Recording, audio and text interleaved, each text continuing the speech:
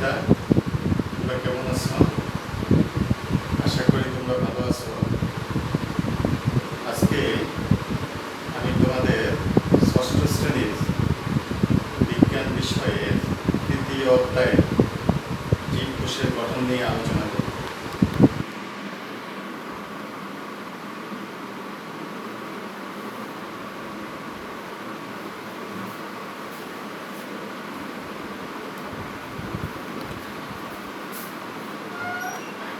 আজকের ক্লাসে সবাইকে শুভেচ্ছা।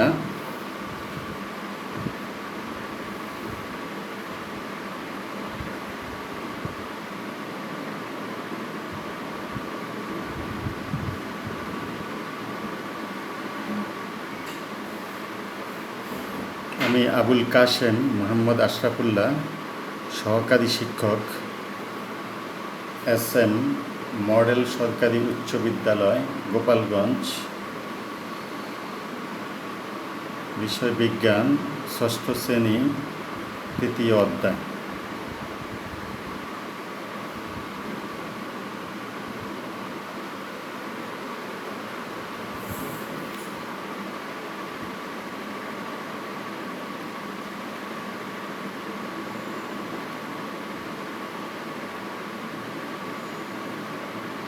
চিত্রে মানুষের বাহ্যিক গঠন দেখতে পাচ্ছ।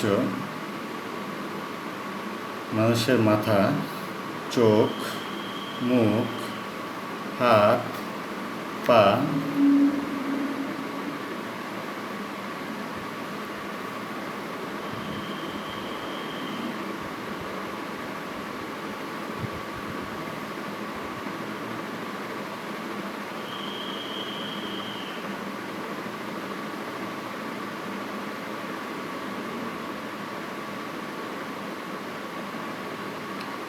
একটি উদ্ভিদের কোষ দেখতে পাচ্ছ।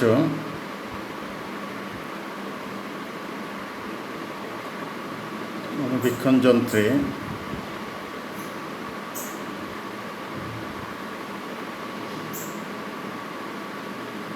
উদ্ভিদ কোষের চিত্র দেখতে পাচ্ছ।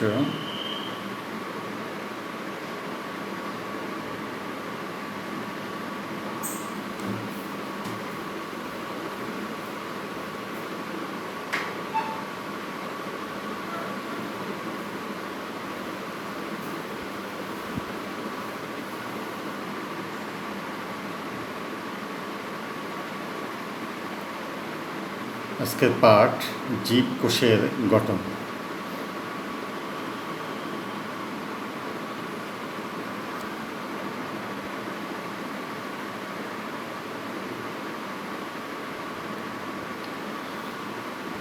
শিখন ফল। এই পাঠ শেষে শিক্ষার্থীরা জীবকোষের গঠন ব্যাখ্যা করতে পারবে। 2. উদ্ভিদ ও প্রাণী কোষের পার্থক্যকারী প্রধান বৈশিষ্ট্য ব্যাখ্যা করতে পারবে।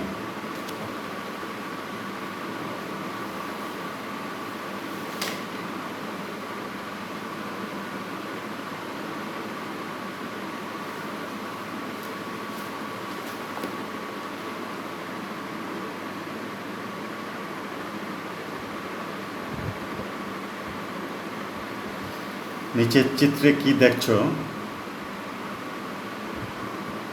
তোমার পাশের জনের সাথে আলোচনা করে বলো।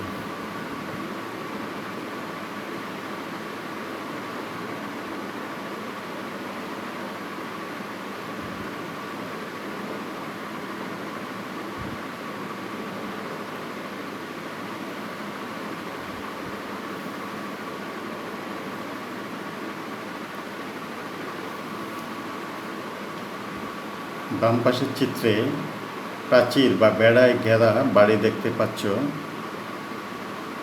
ডান পাশের চিত্রে প্রাচীর ঘেরা উদ্ভিদ কোষ দেখতে পাচ্ছ।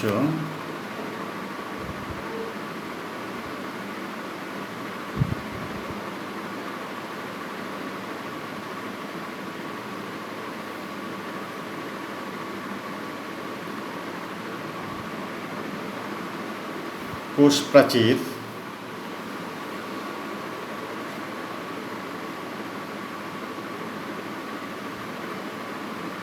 শুধু উদ্ভিদ কোষে কোষ প্রাচীর দেখা যায়, প্রাণী কোষে কোনো কোষ প্রাচীর নেই। এটি জড় পদার্থের তৈরি। কোনো কোনো কোষের প্রাচীরে ছিদ্র থাকে, এদের কুফ বলে। কোষ প্রাচীর কোষের আকার প্রদান করে এবং ভেতর ও বাইরের মধ্যে তরল পদার্থ চলাচল নিয়ন্ত্রণ করে। এরা ভিতরের অংশকে রক্ষা করে।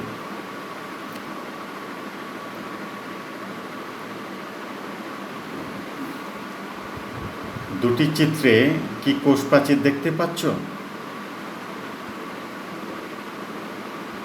বাম পাশের চিত্রটিতে উদ্ভিদ কোষ এবং ডান পাশের চিত্রটি প্রাণী কোষ।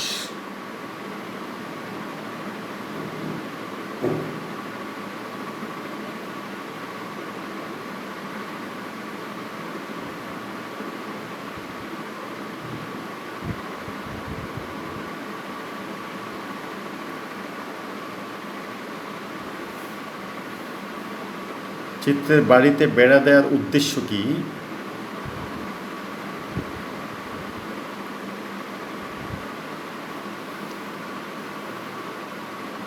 কোষের ভিতরের অংশকে রক্ষা করে কে?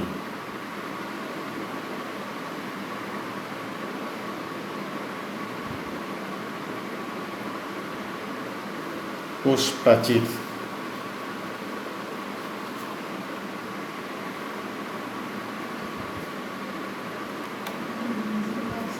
কোষ প্রাচীরের কাজ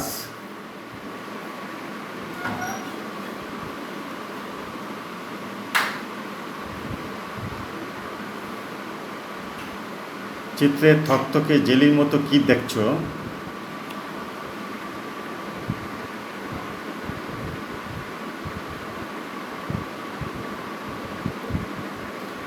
প্রোটোপ্লাজম।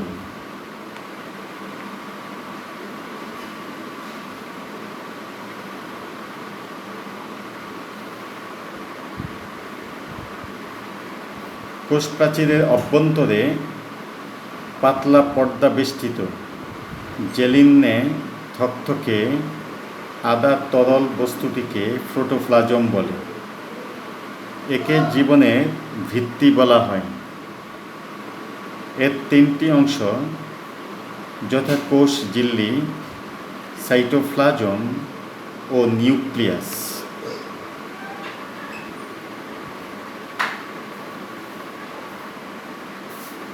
চিত্রে থকথকে জেলির মতো কি দেখছো? সম্পূর্ণ প্রোটোপ্লাজমকে ঘিরে যে পর্দা দেখা যাচ্ছে তার নাম তোমরা জানো?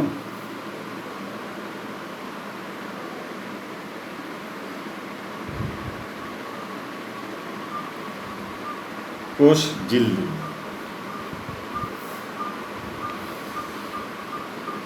সম্পূর্ণ প্রোটোপ্লাজমকে ঘিরে যে নরম পর্দা দেখা যায় তাকে কোষ ঝিল্লি বা সেল মেমব্রেন বলে। এটি কোষের ভেতর ও বাইরের মধ্যে পানি, খনিজ পদার্থ ও গ্যাসের চলাচল নিয়ন্ত্রণ করে।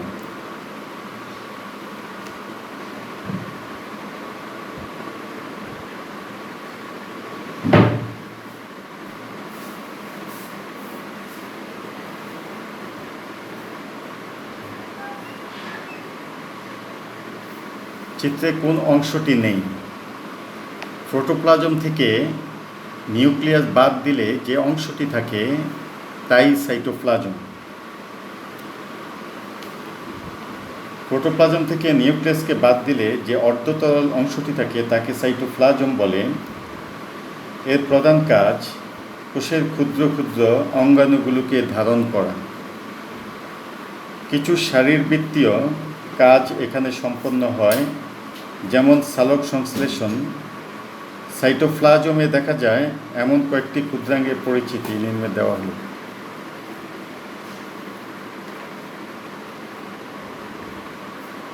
প্রোটোপ্লাজমের কয়টি অংশ?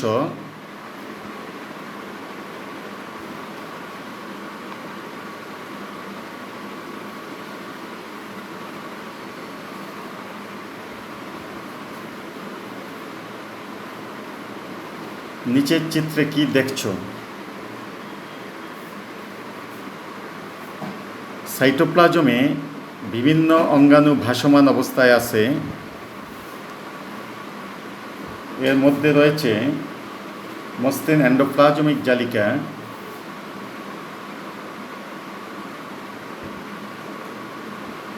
গলগি বস্তু, নিউক্লিয়ার আবরণী, নিউক্লিওলাস, ক্রোমোজোম, মাইটোকন্ড্রিয়া, ক্লোরোপ্লাস্ট, মসৃণ এন্ডোপ্লাজমিক জালিকা,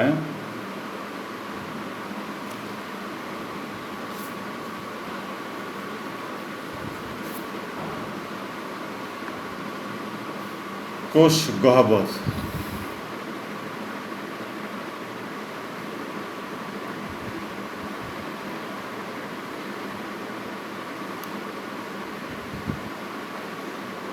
চিত্রে কোন অঙ্গাণুটি উঠানামা করছে? এই অঙ্গাণুটির নাম কি?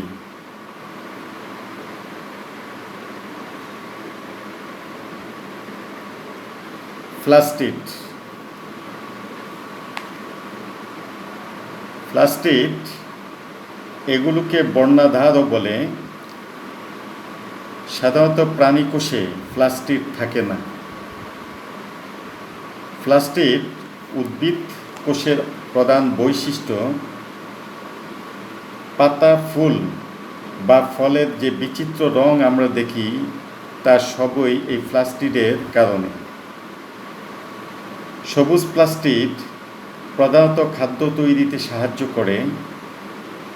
অন্যান্য রঙের প্লাস্টিডগুলো উদ্ভিদের বিভিন্ন অঙ্গকে রঙিন করে আকর্ষণীয় করে তোলে।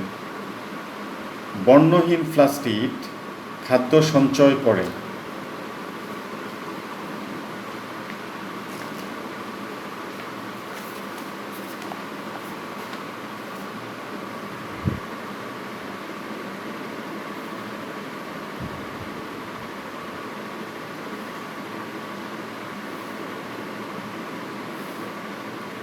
প্লাস্টিডের জন্য আমরা পাতা, ফুল, ফলের বিচিত্র বর্ণ দেখি।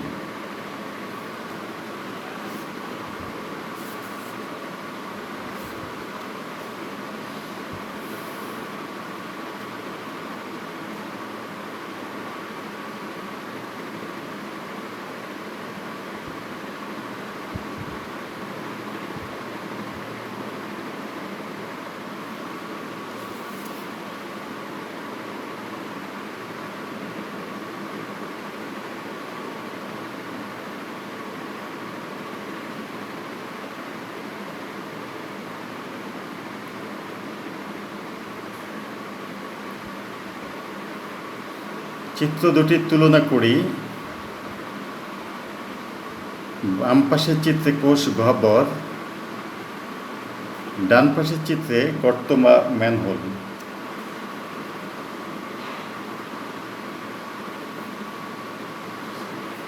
কোষ গহ্বর, পেঁয়াজের কোষ পরীক্ষা করে দেখবে যে কোষের মধ্যে বৃহৎ একটি ফাঁকা জায়গা রয়েছে।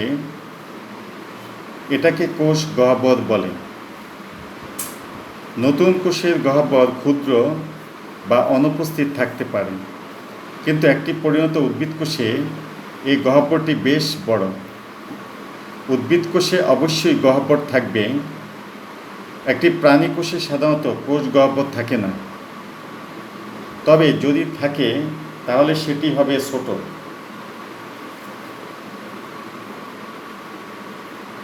কোষ গহ্বরে যে রস থাকে তাকে কোষ রস বলে।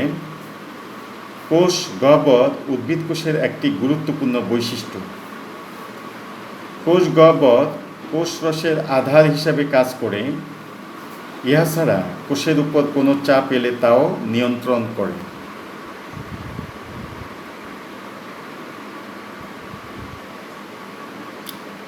নিচের চিত্র দুটি ভালোভাবে লক্ষ্য করো, কি দেখছো?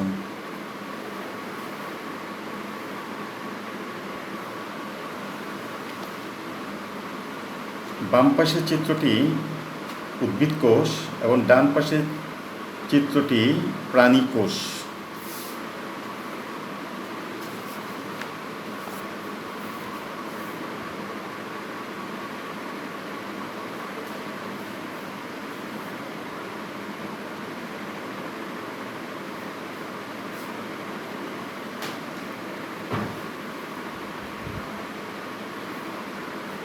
চিত্রের কোষ দুটিতে কি কোষ প্রাচীর ও কোষ ঝিল্লি আছে?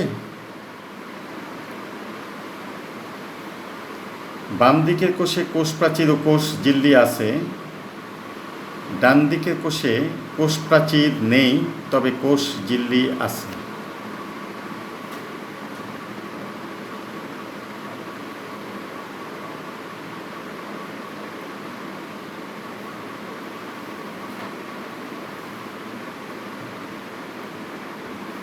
কোষ গহ্বর ও নিউক্লিয়াসের অবস্থান কোথায়? উদ্ভিদ কোষে কোষ গহ্বর বড়, সেজন্য নিউক্লিয়াস কোষের একদিকে অবস্থান করে। প্রাণী কোষে কোষ গহ্বর ছোট বা নেই, তাই কোষের কেন্দ্রে নিউক্লিয়াস অবস্থান করে।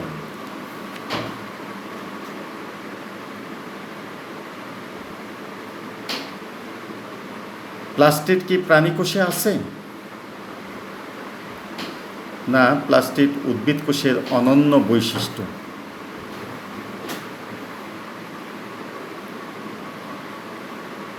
উদ্ভিদ ও প্রাণী কোষের পার্থক্য করুন। উদ্ভিদ কোষের কোষ প্রাচীর থাকে, প্রাণী কোষের কোষ প্রাচীর থাকে না। উদ্ভিদ কোষে প্লাস্টিড থাকে, প্রাণী কোষে প্লাস্টিড থাকে না।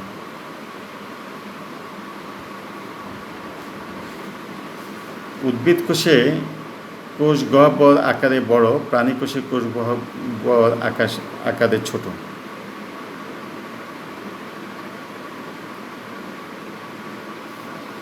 জোড়ায় কাজ করো। শিক্ষার্থীরা গমের আটা দিয়ে কোষের মডেল তৈরি করবে, যাতে কোষ ঝিল্লি, কোষ গহ্বর, নিউক্লিয়াস থাকবে। অঙ্গাণুগুলোর নাম কাঠির উপরে কাগজ লাগিয়ে চিহ্নিত করবে।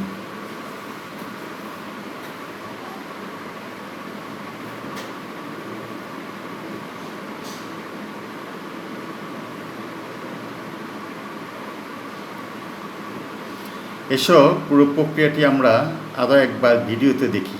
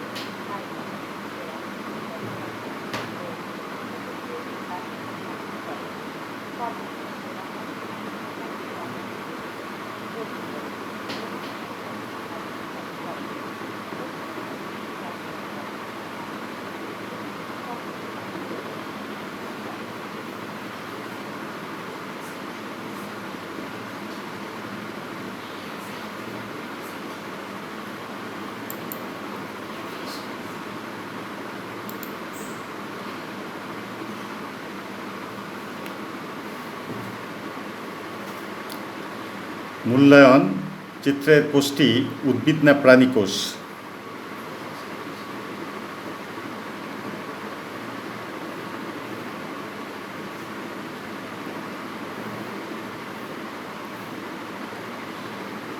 প্রাণী কোষ তুমি কিভাবে শনাক্ত করবে? উত্তরের সপক্ষে যুক্তি দাও।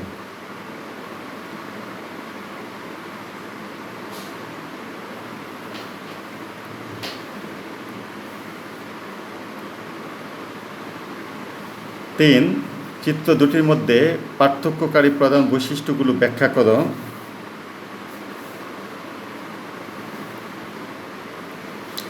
বাড়ির কাজ চিত্রের কোষের ভূমিকা ব্যাখ্যা করো।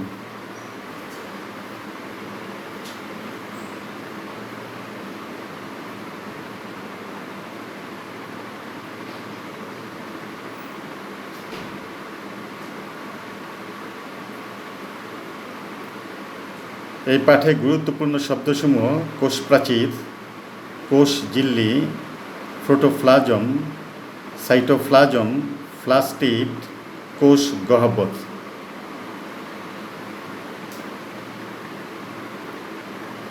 আজকের ক্লাসে সবাইকে ধন্যবাদ।